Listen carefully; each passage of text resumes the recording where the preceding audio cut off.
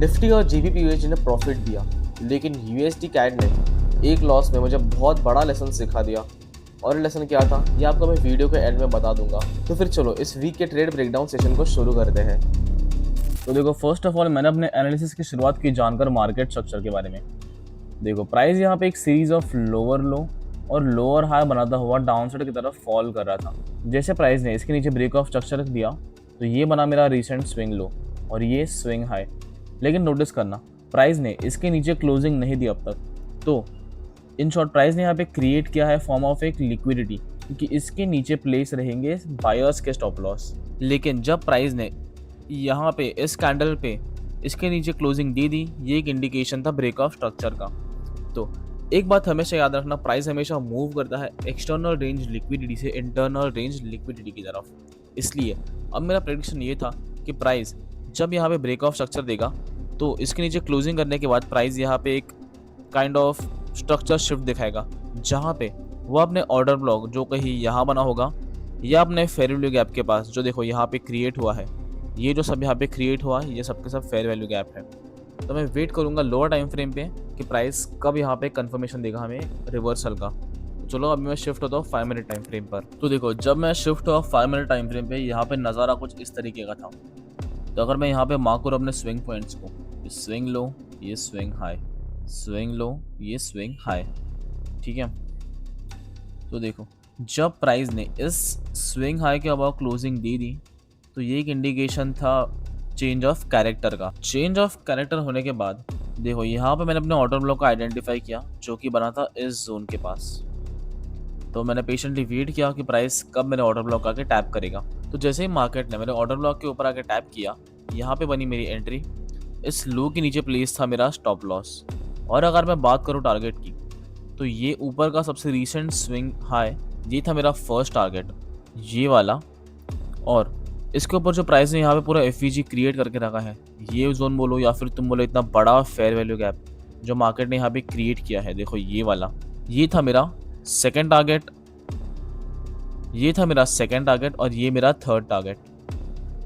तो चलो देखते हैं प्राइस ने कैसे प्ले आउट किया। तो देखो, जैसे नेक्स्ट डे मार्केट ओपन हुआ, प्राइस ने यहाँ पे बहुत स्ट्रॉन्ग गैप अप ओपनिंग दी और फिर प्राइस ने अपने ऑर्डर ब्लॉक के ऊपर टैप किया और उसने अपने फेयर वैल्यू गैप को भी फिल कर दिया कुछ इस तरीके से। तो यहाँ पे मैंने अचीव किया था 1:5 का रिस्क रिवॉर्ड रेशियो।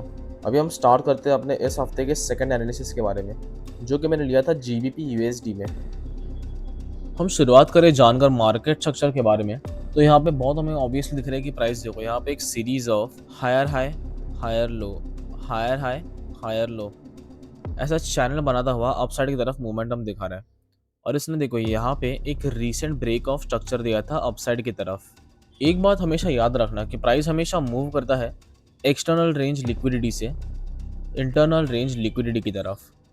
तो देखो, प्राइस ने जब यहाँ पे ब्रेक ऑफ स्ट्रक्चर दिया तो ये बना था मेरा पॉइंट ऑफ इंटरेस्ट, ये जोन, क्योंकि यहाँ पे इसके जस्ट अबाउ यहाँ पे प्लेस थे फेयर वैल्यू गैप। ये जो स्पेस आपको यहाँ पर दिख रहा है इसे हम कहेंगे फेयर वैल्यू गैप, क्योंकि यहाँ पे ये जो बड़ा कैंडल बना है ये इंडिकेट कर रहा है कि यहाँ पे बाइंग प्रेशर बहुत ज़्यादा था। तो देखो, प्राइस इन फ्यूचर अपने पॉइंट ऑफ इंटरेस्ट के पास रिटर्न आके अपने ऑर्डर्स फिल करके हमें अपसाइड की तरफ एक नया मोमेंटम दिखा सकता था।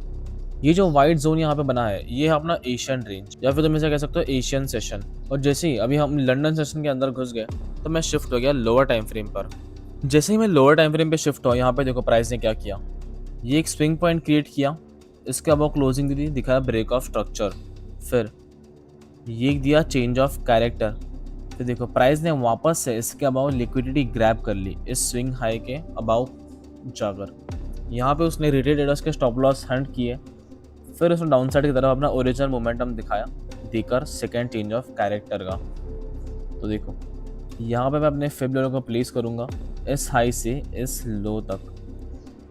फिर ये जो यहाँ पे क्रिएट हुआ है ये जोन जिसे हम कहते हैं प्रीमियम जोन, यहाँ से मैं अपने शॉर्ट एंट्री लेने के बारे में सोचूंगा। ये जो जोन यहाँ पे क्रिएट हुआ है ब्रेकर ब्लॉक, ये था मेरा पॉइंट ऑफ इंटरेस्ट, यहाँ से मैं एंट्री करने वाला था अपने शॉर्ट पोजीशन के लिए। देखो जैसे ही प्राइस ने मेरे पॉइंट ऑफ इंटरेस्ट के ऊपर टैप किया, यहाँ पे बनी मेरी एंट्री, इस हाई के ऊपर प्लेस था मेरा स्टॉप लॉस। और अगर मैं बात करूँ टारगेट की, तो देखो यहाँ पे ये जो फेयर वैल्यू गैप क्रिएट हुआ था, ये था मेरा फर्स्ट टारगेट, और मेरा सेकंड टारगेट था ये वाला पॉइंट जहाँ पे मार्केट ने एक ऑर्डर ब्लॉक क्रिएट किया था। देखो प्राइस ने कैसे यहाँ पे एक्शन दिखाया। तो देखो यहाँ पे मेरा फर्स्ट टारगेट अचीव हो गया, और उसी सेम कैंडल में देखो मेरा सेकंड टारगेट पे यहाँ पे अचीव हो गया। फर्स्ट टारगेट पे मैंने अचीव किया था 1:7 का रिस्क रिवॉर्ड रेशियो, और सेकंड टारगेट में मैंने 1:9 का रिस्क रिवॉर्ड रेशियो अचीव किया था। ये इस हफ्ते का मेरा सबसे लास्ट ट्रेड था USD कैड पेयर में, जो मैंने लिया था कुछ इस तरीके से कि देखो प्राइस यहाँ पे एक सीरीज ऑफ लोअर लो और लोअर हाई बनाता हुआ डाउन साइड की तरफ फॉल कर रहा था, ठीक है। और मेरा मोमेंटम तो बेरिश था फर्स्ट ऑफ ऑल, तो मैं यहाँ पे एंट्री करने था शॉर्ट पोजीशन में। तो देखो इस जोन को मैंने अपना पॉइंट ऑफ इंटरेस्ट मार्क किया था, और एडिशनली प्राइस ने देखो यहाँ पे एक लिक्विडिटी जोन क्रिएट किया है, जिसे हम कहेंगे trend line liquidity. Order block को और रिफाइन करने के लिए मैं शिफ्ट हुआ 5 मिनट टाइम फ्रेम पर। तो 5 मिनट पे ये जो आपको कैंडल दिख रही है, ये इसको मैंने मार्क किया था अपना ऑर्डर ब्लॉक, और मैंने वेट किया कि प्राइस कब मेरे ऑर्डर ब्लॉक के पास आ रहा है।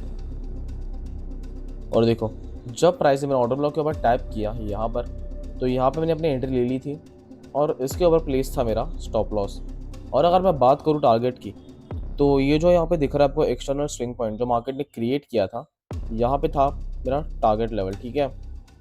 देखो कैसे मार्केट ने प्ले किया मेरे साथ। फर्स्ट ऑफ ऑल इसने मेरा स्टॉप लॉस हंट किया, फिर देखो इसने इतना बेहतरीन डाउनसाइड की तरफ मोमेंटम दिया था। तो इतना याद रखना गाइस कि लॉस बस एक छोटा सा पार्ट है ट्रेडिंग का। अगर आप अपने रिस्क मैनेजमेंट को फॉलो कर रहे हो और अपना स्ट्रैटेजी को फॉलो कर रहे हो, तो कितना भी कुछ भी हो दो भाई, आप मंथ के एंड में प्रॉफिट में ही क्लोज करोगे। सो इस हफ्ते का मेरा ट्रेड ब्रेकडाउन खत्म हो चुका है।